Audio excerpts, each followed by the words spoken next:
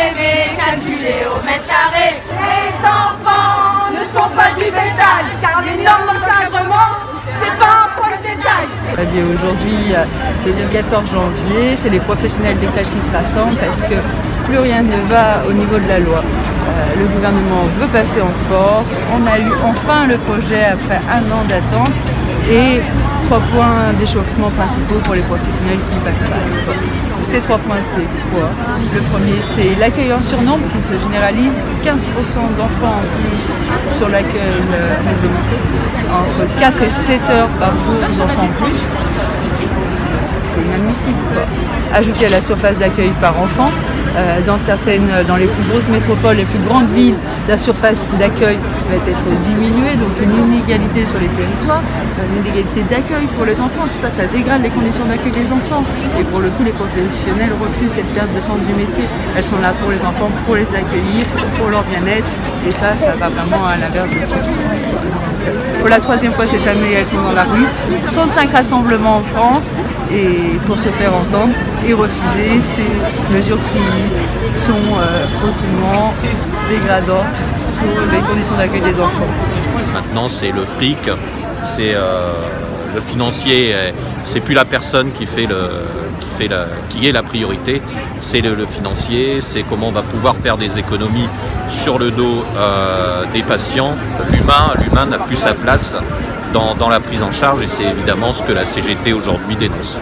Aujourd'hui, les professionnels qui sont là, c'est aussi les professionnels qu'on voit depuis le 5 décembre qui sont dans la rue parce qu'il y a un facteur de pénibilité aussi dans leur métier qui est non négligeable et surtout qui n'est pas reconnu.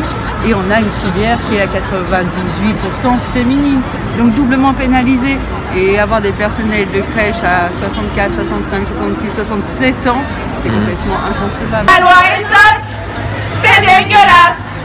La loi est sotte, c'est dégueulasse. La la la la. Aujourd'hui, on se bat pour défendre nos droits et les droits des enfants parce que c'est vrai qu'on nous en demande toujours plus au jour d'aujourd'hui. Donc plus d'enfants dans des endroits toujours plus petits avec toujours moins de moyens. Donc bon, il y a un moment où ça suffit parce qu'on n'en peut plus, les enfants n'en peuvent plus et on a envie de continuer de travailler dans la bienveillance. On sera aussi très vigilant à ce que la réforme des retraites soit retirée, étant donné que le retrait soi-disant de l'âge pivot, voire l'âge pivot plutôt est un leurre, étant donné qu'on ne sait toujours pas en réalité ce qu'il y a dans leur projet, étant donné qu'on retire, bon, il n'y a pas que l'âge pivot qui ne va pas dans la réforme, mais on retire l'âge pivot, mais en contrepartie, on ne dit pas comment on va financer le reste. On est là une nouvelle fois, puisque c'est pas la première mobilisation, pour se battre contre les projets d'ordonnance qui devraient sortir d'ici quelques semaines, on ne sait pas trop quand exactement. Des ordonnances qui sont régressives pour la qualité de l'accueil de la petite enfance. Donc voilà, une fois de plus, on est venu dire notre mécontentement.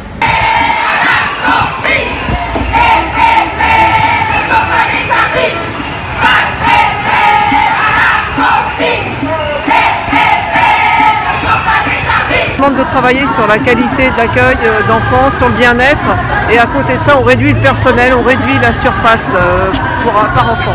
La profession d'oussière de périculture est de moins en moins reconnue, il y a de plus en plus de personnes non diplômées qui encadrent des enfants, c'est plus supportable. Un travail de très mauvaise qualité, mauvais accueil. Les bébés ne sont pas des sardines, pas de bébés à la consigne. Les bébés ne sont pas des sardines, pas de bébés